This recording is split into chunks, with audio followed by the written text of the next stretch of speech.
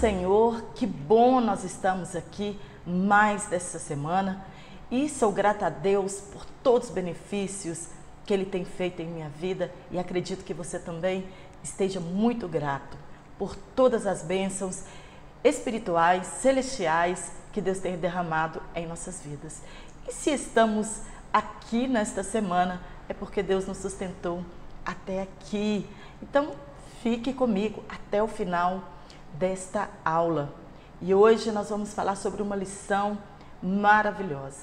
Nós estamos na lição de número 9. Nós vamos falar sobre os contrastes na adoração antiga e na nova aliança. O comentarista vai falar sobre a diferença, entre uma e entre outra aliança. O que é contraste? Contraste é observar uma diferença considerável entre uma e outra aliança, porque existe este contraste entre as duas alianças e que nós já temos falado durante todo esse trimestre. Contraste é uma comparação para verificar as diferenças entre a adoração em uma aliança e em outra aliança. Então, neste capítulo, o escritor aos Hebreus, ele vai mostrar para os seus leitores a diferença, como era a adoração na antiga aliança e como é a adoração agora já na nova aliança. E como era a adoração na antiga aliança? Que contraste é este que o nosso escritor aos Hebreus está querendo mostrar para os seus leitores? A adoração, ela faz parte da humanidade desde a fundação do mundo, desde quando Deus colocou Adão e Eva lá no jardim do Éden. Eles já adoravam a Deus. O casal já adorava a Deus e nós também fomos criados para louvor e glória de Deus. Está em Efésios capítulo 1, versículo 12. Nós somos a coroa da criação. E o objetivo de que Deus nos criou é para que nós fôssemos, ou sejamos instrumentos de adoração, que nós devolvemos para Deus toda a adoração que Ele merece. Mas somente depois do Êxodo, quando foi construído o tabernáculo terrestre, é que a adoração pública se tornou formal. Quando as pessoas adoravam a Deus, de fato, como algo exterior. Aí então, os sacrifícios regulares começaram a ser oferecidos a Deus diariamente e aos sábados.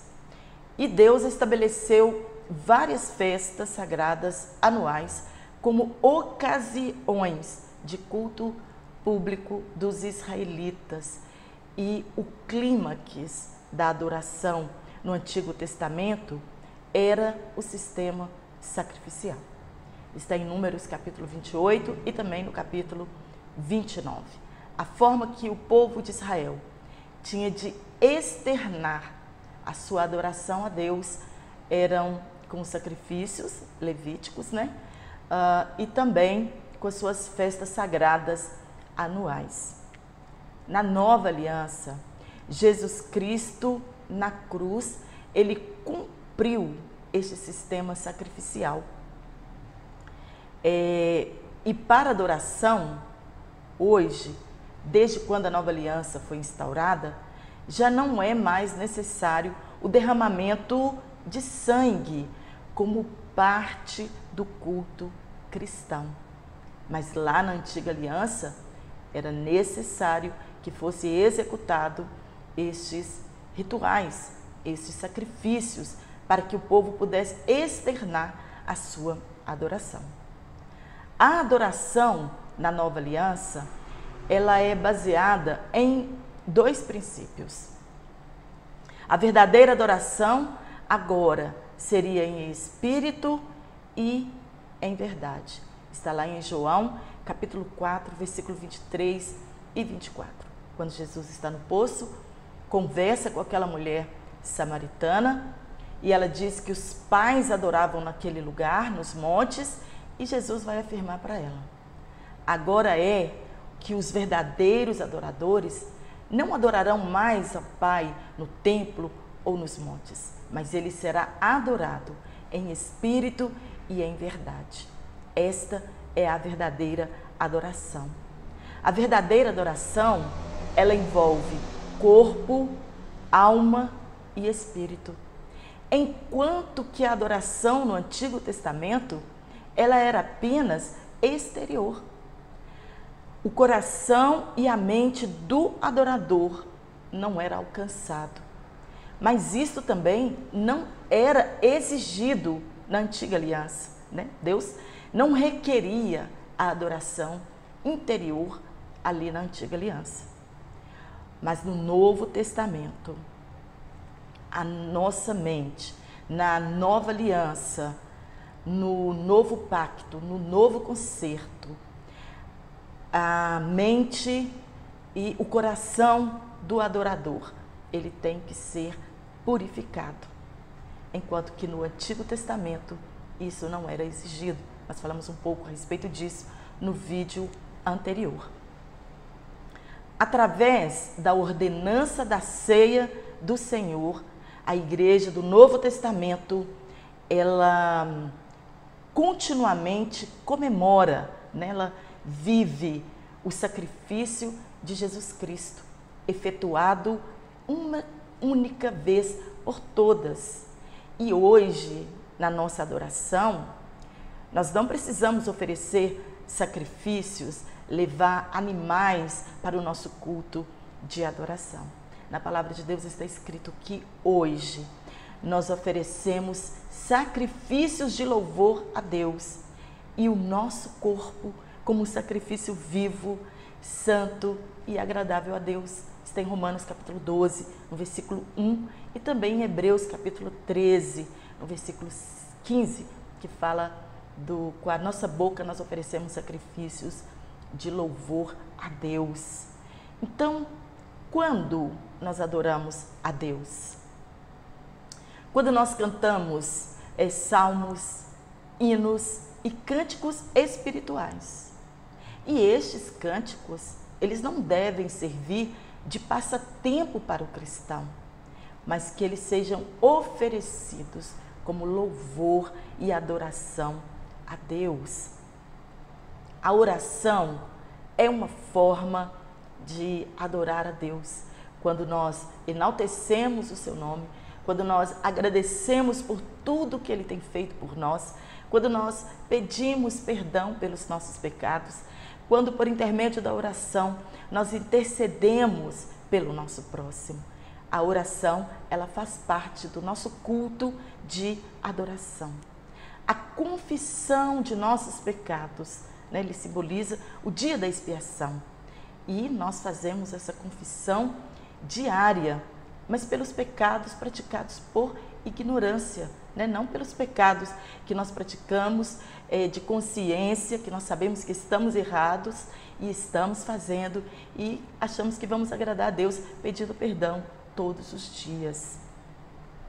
A leitura da palavra individual ou em conjunto, quando nós estamos em nossas congregações, e também uma forma de louvor e adoração a Deus, é quando nós devolvemos a Deus, na casa dele, nossos dízimos e nossas ofertas.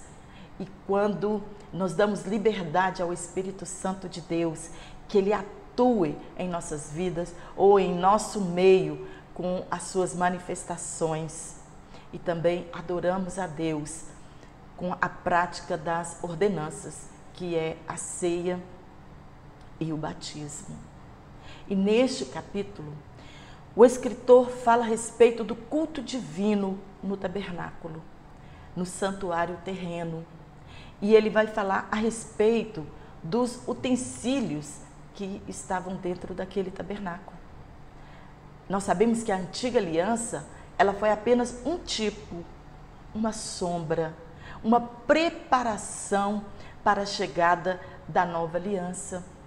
Se tudo isso acontecesse sem Deus já ter nos mostrado antes, talvez nós não entenderíamos, né? Mas todas essas coisas do Antigo Testamento, que foram tipo de Cristo, foram sombra das coisas que iam acontecer, era o prenúncio, né, da chegada do Messias aqui na face da terra.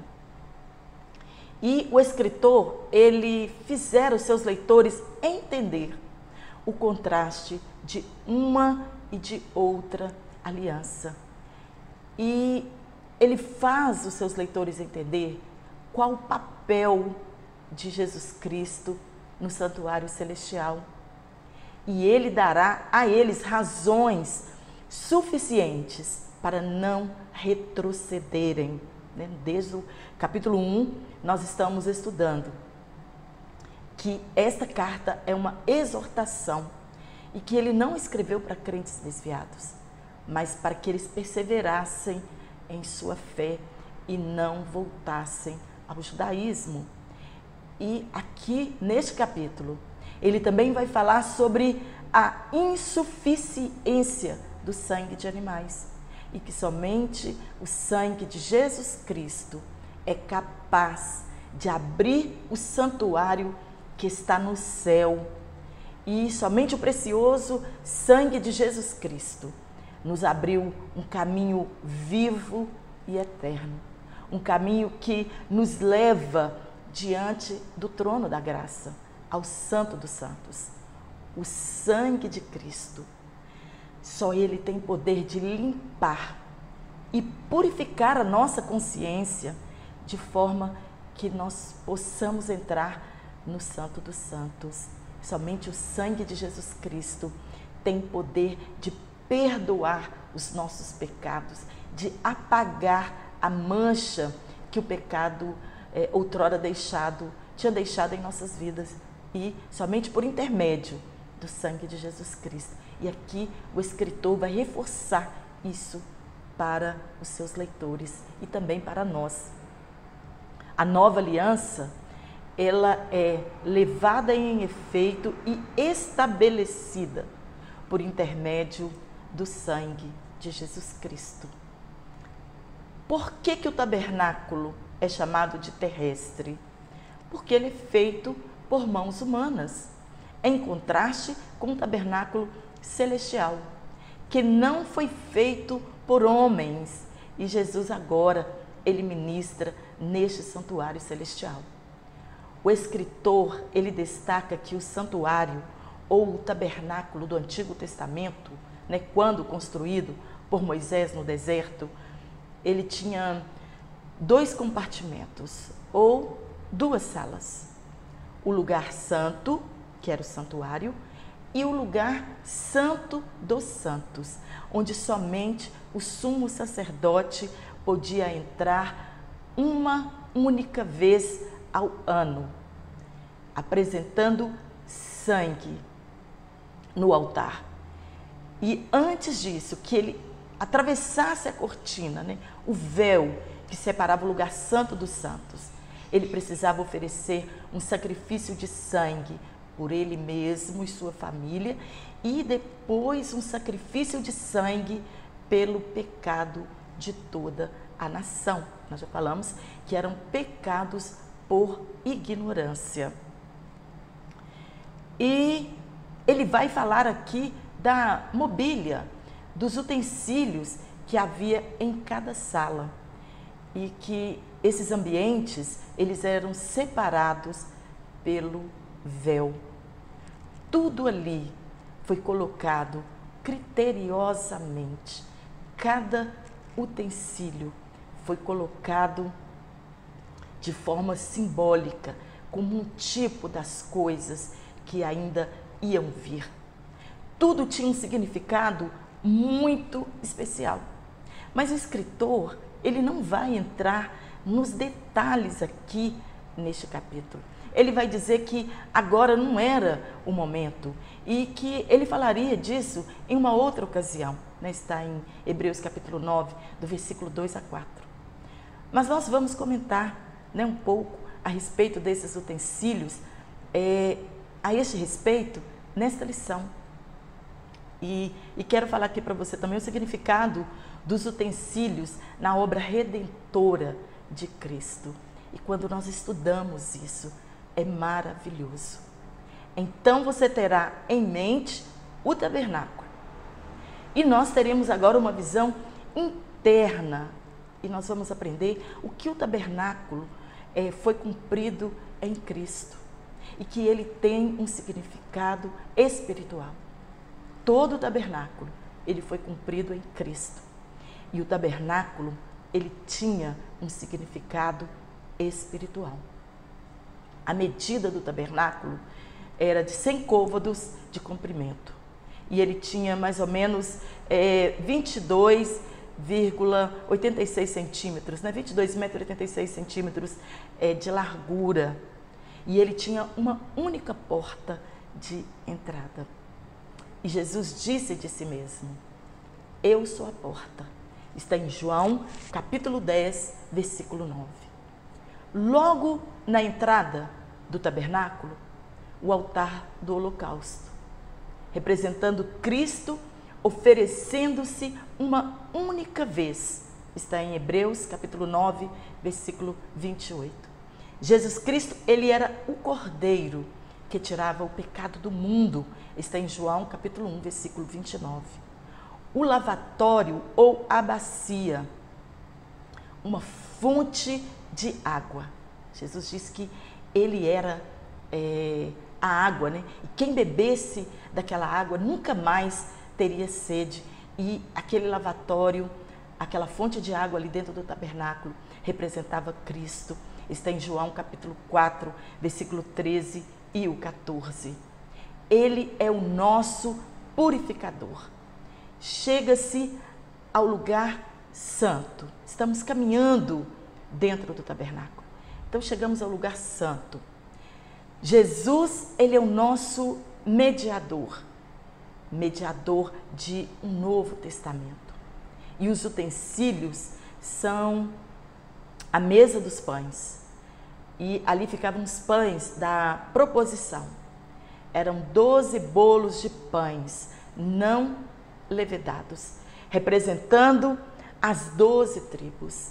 Eram comidos no sábado sagrado pelos sacerdotes. E todo sábado era substituído por pães novos.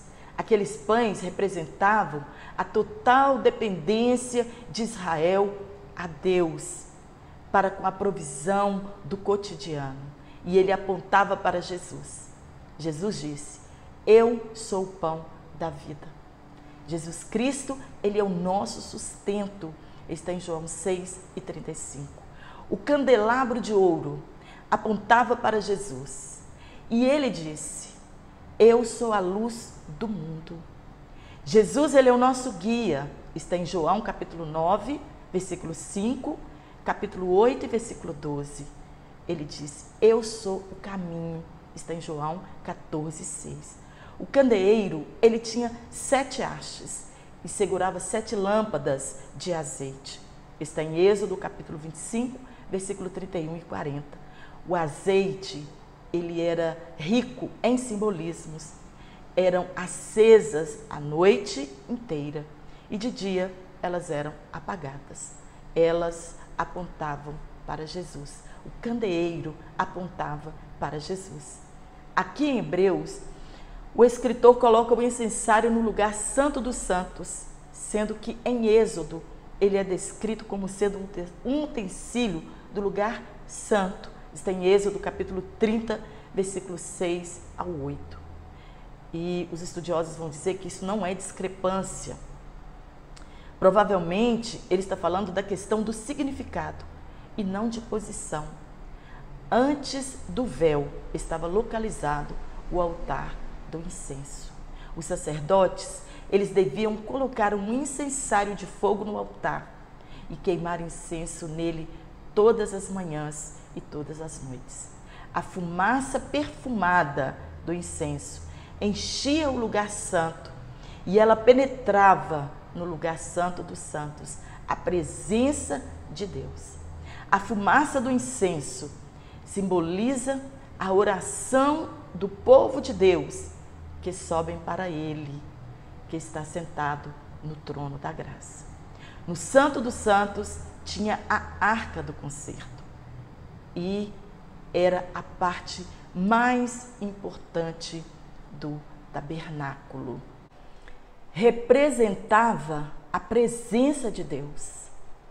A tampa da arca era chamada de propiciatório ou lugar de misericórdia. Era aqui que o sangue dos animais era aspergido uma vez ao ano pelo sumo sacerdote. Aqui em Hebreus, ele descreve as 3 coisas que haviam dentro da arca: um vaso de ouro que continha o maná, a vara de Arão que floresceu e as tábuas do concerto. Mas o escritor, ele diz que não são nestas coisas maravilhosas, entre linhas, que nós vamos nos deter agora. O objetivo dele, neste capítulo, não é explicar o que representava a simbologia de cada um desses utensílios dentro do tabernáculo.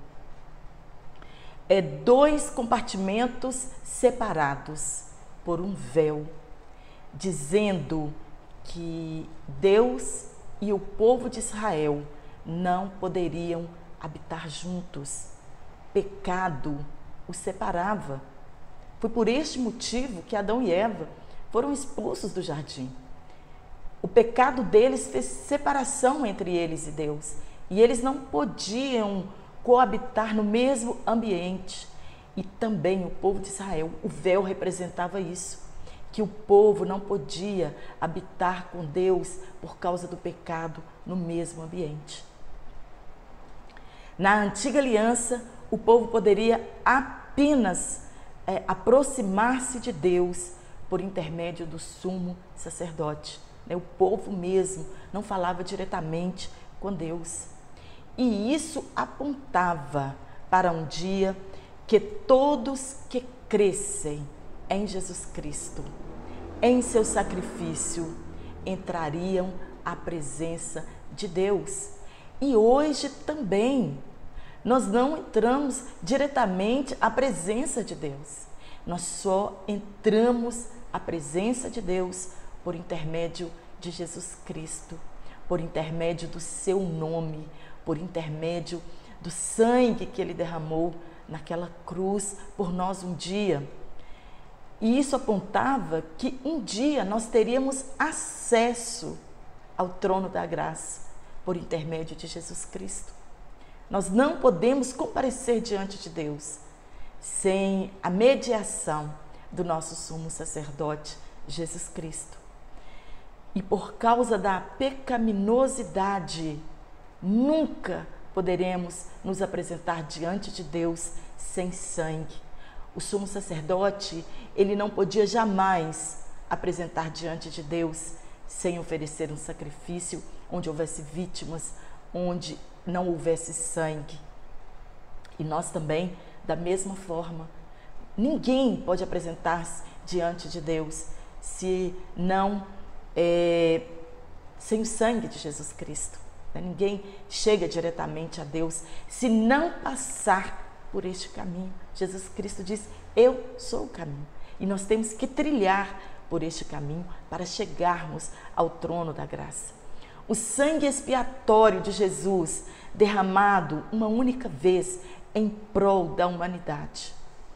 E não somos aperfeiçoados por sangue de animais. Somente o sangue de Jesus Cristo pode nos purificar e nos aperfeiçoar. O antigo agora precisava dar lugar ao novo. A sombra deveria dar lugar ao verdadeiro. Quando Jesus veio ao mundo, a sombra deu lugar à realidade. Não precisava mais de tabernáculo terrestre. Não precisava mais de sumos sacerdotes, de sacrifícios de animais. Jesus já tinha se manifestado aqui na face da terra e ia cumprir de uma vez por todas um único sacrifício para que toda a humanidade que cresce alcançasse a salvação. Agora nós temos o sumo sacerdote perfeito que intercede por nós em um santuário celestial. Quando o sumo sacerdote ele entrava no tabernáculo, primeiro ele passava no lugar santo e depois ele adentrava no lugar santo dos santos. Lá o sangue de bodes e bezerros eram aspergidos no propiciatório como uma intercessão pelo povo.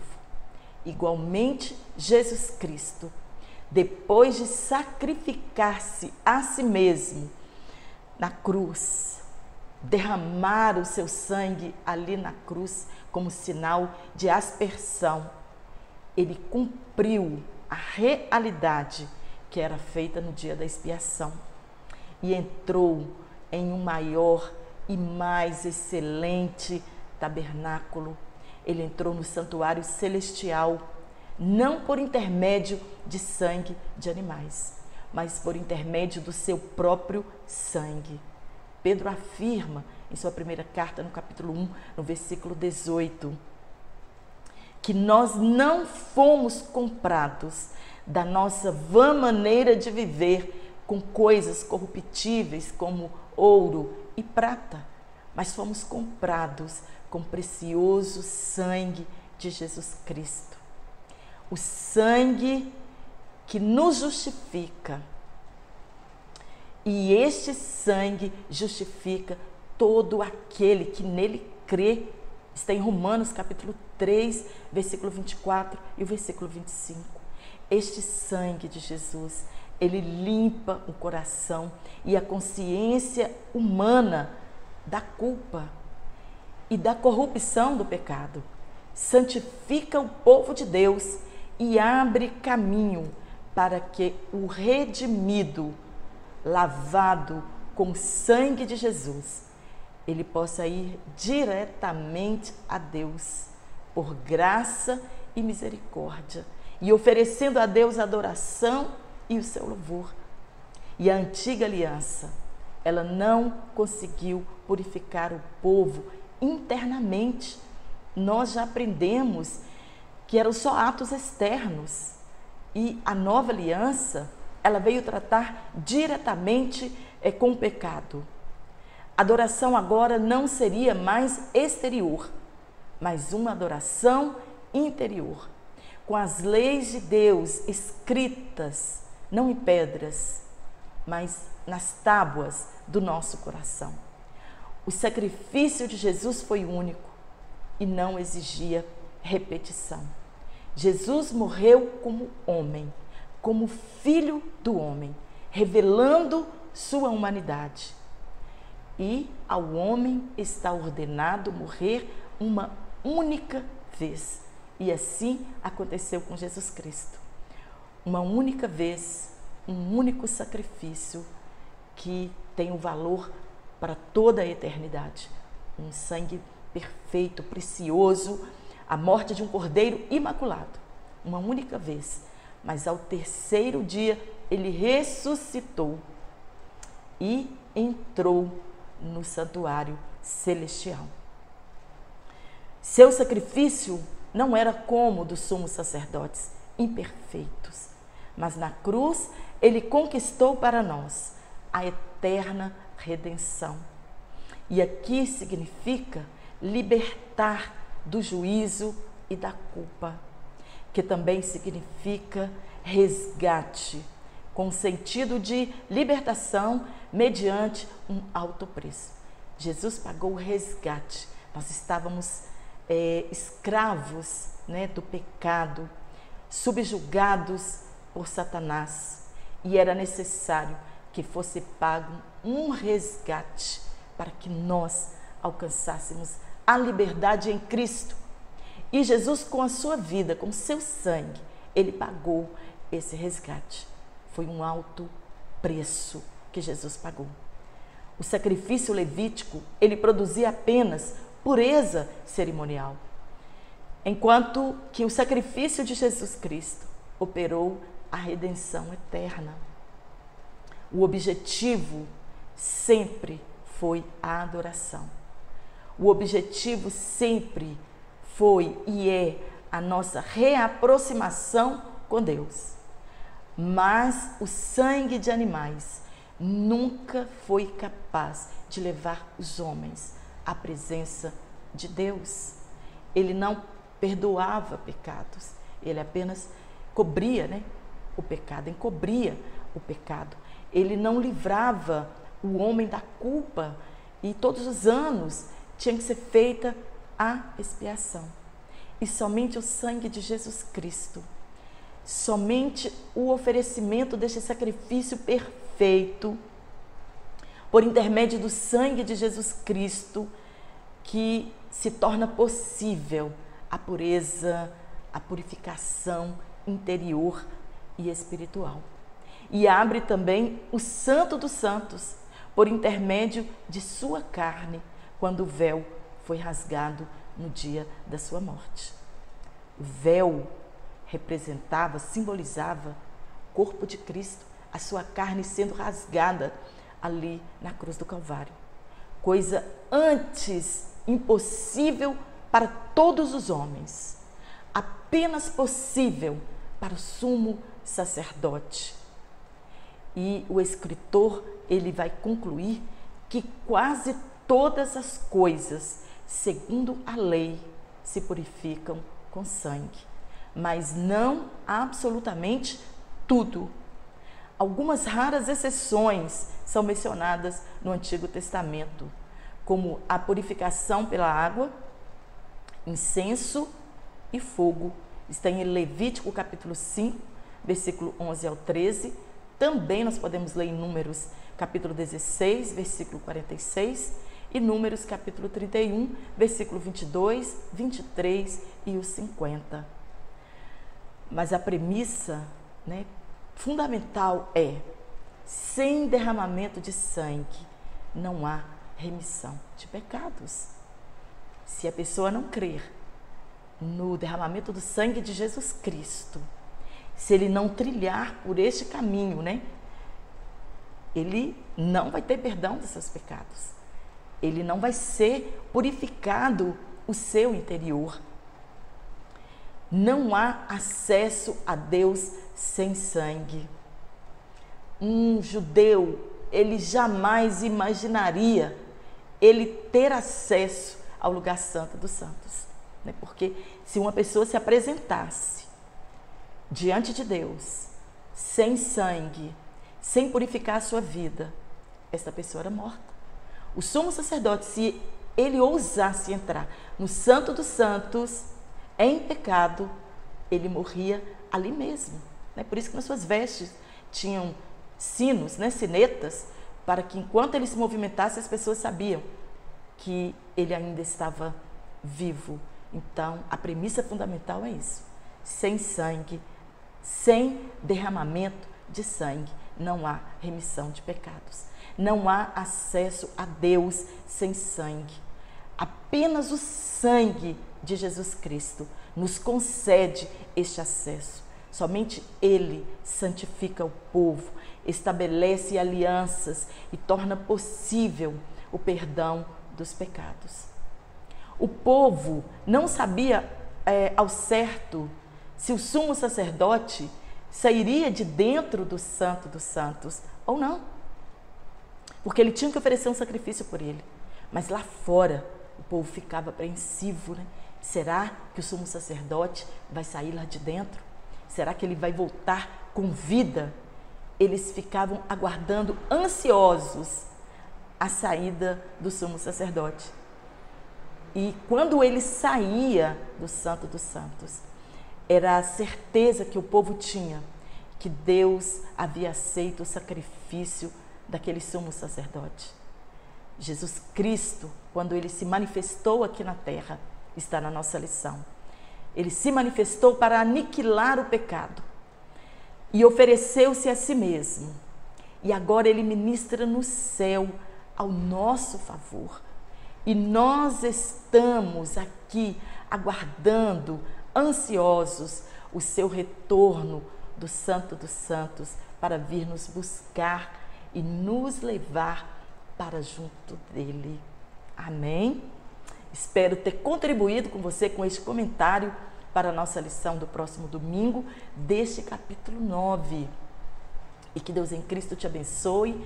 E você que vai lecionar neste domingo, que o Espírito Santo te dê sabedoria e graça, para ministrar esta palavra tão maravilhosa, o contraste da adoração da antiga aliança e da nova aliança.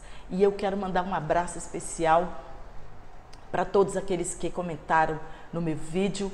E como eu combinei com os irmãos, eu vou falando apenas o nome daquelas pessoas que estão comentando pela primeira vez aqui no meu canal, e aos demais que sempre demonstram o seu carinho aqui nos meus vídeos, nos comentários. Um grande abraço e que Deus em Cristo continue te abençoando.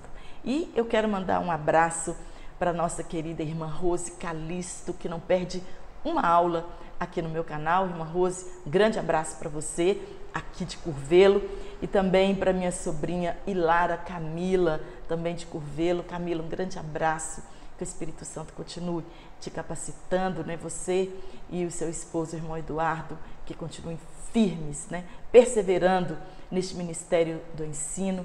E o meu pastor Zacarias Ferreira, que também comentou aqui no meu vídeo, eu fiquei imensamente feliz. E o apoio do meu pastor é muito importante para mim, E eu agradeço muitíssimo o carinho que o Senhor tem revelado, por este projeto que Deus colocou no meu coração. E também para o nosso querido irmão Sebastião, Flávia Brito, Luciano Santos, nosso irmão Antônio Ferreira, Malu Castro, Adalto Domingues, Samuel Eric, Minuto com Deus. Que Deus abençoe este canal maravilhoso. Também o nosso irmão Enilson Lima, Assunção Mendes, Emília Souza Batista, Meire Rose, Samuel Teixeira, Nádia Silva, Marcos Lima, Mariana Moraes, Lucilane, Carmen Muniz, Reginaldo RDS, o Anderson Pinto e a nossa irmã Gildete Silva. Um abraço para todos vocês e até o próximo vídeo, se Deus assim nos permitir, e eu te aguardo aqui no próximo domingo.